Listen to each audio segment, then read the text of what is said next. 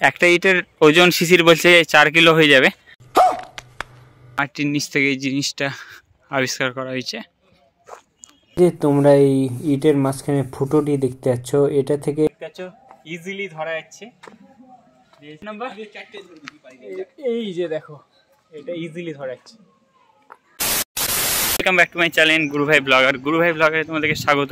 তো কেমন আছো তোমরা সবাই? আশা করি সবাই আছো ভালো। আর ভালো তো থাকতেই হবে, যেহেতু তোমরা জি ভাইয়ের ফ্যামিলি মেম্বার। তো আজকে আমরা এসেছি জলদি বল, কাল সুবে পনভেল নিকলনা है গঙ্গারামপুরে বানগড়ে ঘুরতে। ঠিক আছে, বানগড়ে হিস্ট্রি জানাবো তোমাদেরকে কিছুটা, আর এই জায়গাটা কতটা সুন্দর সেটা তোমাদেরকে দেখাচ্ছি, দেখতে থাকো।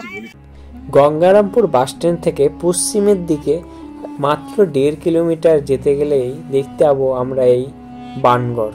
ঐতিহ্যবাহী বানগড় ছিল এককালে গঙ্গারামপুরের সহ আরও বিভিন্ন জায়গার রাজধানী। এখানে বান রাজা নামক একজন রাজা শাসন করতেন, যার পুরো রাজপ্রাসাদটি ছিল এখানে, এবং রাজপ্রাসাদের পাশ দিয়ে বয়ে গেছিল একটি নদী। যুগে যুগে সব সাম্রাজ্য শেষ হতে হতে এই বানগড়ও আস্তে আস্তে নদীর বন্যায় এবং অবহেলিত হয়ে মাটির নিচে তলিয়ে যায়। এই মাটির নিচ থেকে বানগড়ের এই সাম্রাজ্যটি আবার কলকাতা বিশ্ববিদ্যালয়ের হিস্ট্রি ডিপার্টমেন্টের কিছু ছাত্র এবং স্যারদেরকে নিয়ে খনন কার্য চালানো হয় এই বানগড়ের ঢিপির উপরে। এই ঢিপিতে খনন কার্যের ফলে উঠে আসে এই ছোট ছোট ধ্বংসপ্রাপ্ত বান রাজার সেই প্রাচীরগুলো, বান সাম্রাজ্যের। আর উঠে আসে কিছু বহু প্রাচীন যুগীয় মূর্তি এবং প্রাচীন কারিগরদের নকশা আঁকা কিছু চিত্র এবং পাথরের মূর্তি। বানগড়ের এই ঢিপিটি মোট 3 দফায় খনন কার্য চালানো হয়, যেখানে লাস্ট খনন কার্যটি চালানো হয় 2008 সালে, এবং তখন 2008 সালের খনন কার্যের মাধ্যমে উঠে আসে এই দেখতে পাচ্ছ একটি সুন্দর নকশা করা প্রাচীন চৌকাঠ, যেটি হয়তো বানগড়ের এই সাম্রাজ্যের প্রাসাদের কোনো এক দরজার চৌকাঠ ছিল। আরও ঢিপি রয়েছে, এখানে যদি আরও খনন কার্য করা যায় তাহলে হয়তো কিছু বা বেরোতে পারে। শিশির বন্ধু, এখানে তো আমরা যেটা দেখলাম তার থেকেও বড় কিছু আছে মনে হচ্ছে। হয়তো ওটার দুটা 4 কিলো হবে। হ্যাঁ, আরে কেনা কে চাতে হো? আই থিংক 4 কিলো হয়ে যাবে। একটা ইটের ওজন শিশির বলছে 4 কিলো হয়ে যাবে। আবে ইট না, গোল গোলি গম্বুজ।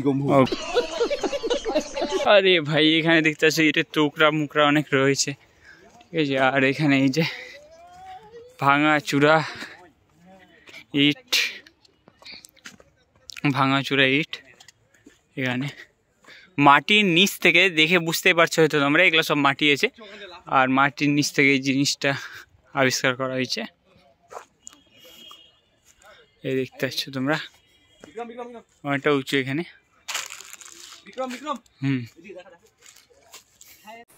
এখানে যে তোমরা এই ইটের মাঝখানে ফুটোটি দেখতে পাচ্ছ, এটা থেকে বোঝা যাচ্ছে যে যখন এখানে সৈন্যরা ছিল এর ভিতর থেকে মানে বড় বড় পিস্তলের নলগুলো বের করে রাজ্যের সুরক্ষার জন্য পাহারা দিত।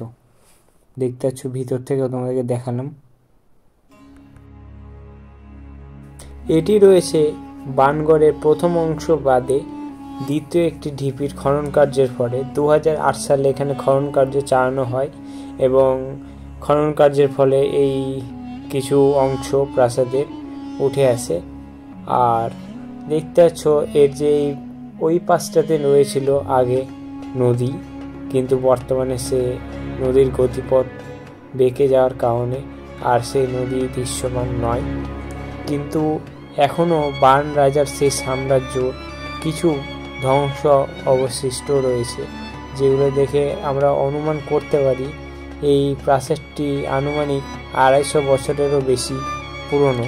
শুধু এখানে এই 2টি ঢিপির খনন কার্য করা হয়েছে বলে এগুলো দৃশ্যমান, কিন্তু আমরা রাস্তা দিয়ে যাওয়ার পথে দেখলাম এখানে প্রায় অনেক বাড়ির ভিতরেও কিছু মানে প্রাচীন জিনিসের দৃশ্যমান।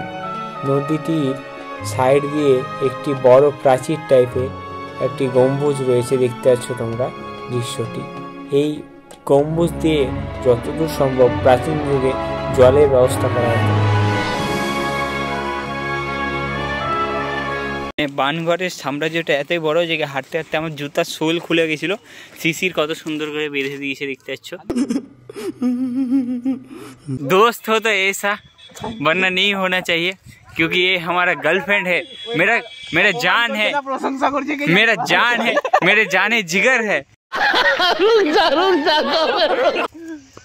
অপমান করছে না প্রশংসা করছে। পাঁচিলকে রাউন্ড দেয়, এগুলো দুটা কাজ হতো। একটা হতো তোর নদীর জলটাকে সাম্রাজ্যের ভিতরে নিয়ে যাওয়া, আর দ্বিতীয় হচ্ছে প্রতিরক্ষা। এখান থেকে ফোর্সগুলো দাঁড়িয়ে থেকে সামনের বা পার্শ্ববর্তী কোনো সাম্রাজ্যের যাতে আক্রমণ না করতে পারে সেটা লক্ষ্য করতো। মানে এখানে প্রহরীরা থাকতো, তাই তো?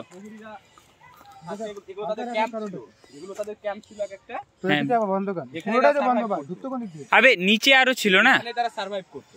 পুরোটাই তো বন্ধ, ঢুকতো কোন দিক দিয়ে? নিচে আরো ছিল ভাই, গেটটা তো নিচে ছিল, এটা তো উপরের ছাদ টাইপের। হ্যাঁ, বানগড় থেকে বেরোলাম, দেখতে পাচ্ছ রাত হয়ে গেল। তো এখন যাচ্ছি উষারানীর কলা গাছ দেখতে, তো দেখতে থাকো। উষারানীর কলা গাছ দেখাই তোমাদেরকে। লোকমুখে প্রথিত আছে যে বান রাজার একমাত্র পুত্রী ছিলেন উষারানী, যার বিবাহ হয়েছিল ভগবান শ্রী বিষ্ণুর সাথে, এবং বিবাহর যে তাদের ছাদনা তলা ছিল সেটি এখনও দৃশ্যমান। দেখতে পাচ্ছ এই যে 4টি পিলার রয়েছে, কথিত আছে যে এই 4টি পিলারই হলো উষারানীর বিয়ের কলা গাছ। কথিত রয়েছে যে এই 4টি পিলার যদি কেউ জড়িয়ে ধরতে পারে তবে সে অত্যন্ত ভাগ্যবান, আর সবাই এই পিলার ধরতে পারে না।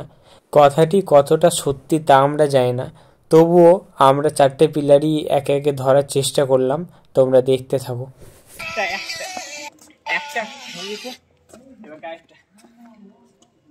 এই যে দেখতে পাচ্ছ ইজিলি ধরা যাচ্ছে, নেক্সট ইজিলি ধরা যাচ্ছে। দাদা ওই সব থেকে মোটা আছে, এটা ধরাই কিনা এটা হলো বড় ব্যাপার। একটু ঠিকই আছে। ওই কতটুকু ধরে যায়? অল্প একটু, এই এতটা ধরেছে কিনা ওটা দেখ। এই তো বুঝাতে যাচ্ছে। এদিকে ঘুর। নাম্বার 4 নাম্বার, এই যে দেখো এটা ইজিলি ধরা যাচ্ছে। বড় ব্যাপার হলো যে কি এই পিলারটা মোটা আছে, এই পিলারটা বেশি মোটা আছে। শিশি তো ধরে নেবে, এই শিশিটা ধরে নিছে। তো কথাই বলে যে এই 4টা পিলার যারা ধরতে পারবে তারা খুব লাকি। তো আমরা 3 জনই লাকি, লাকি ফিলিং। দেখতে পাচ্ছ এখানে লেখা আছে এটা সম্বন্ধে, কিন্তু হিন্দিতে লেখা আছে, আর এখানটাতে ইংলিশে লেখা আছে। দেখে নাও, পড়ে নাও এই জায়গাটা কি। তোমাদেরকে বানগড় দেখালাম, ঠিক আছে, উষারানী বিয়ের কলা গাছও দেখালাম। তো দেন ভিডিওটা এখানে এন্ড করছি, এখন বাড়ির দিকে যাবো আমরা। তো টাটা বাই বাই, দেখা হচ্ছে নেক্সট কোনো ব্লগে। আর সাবস্ক্রাইব করো, লাল কালারের বাটনটাকে দাবাও তাড়াতাড়ি। টাটা।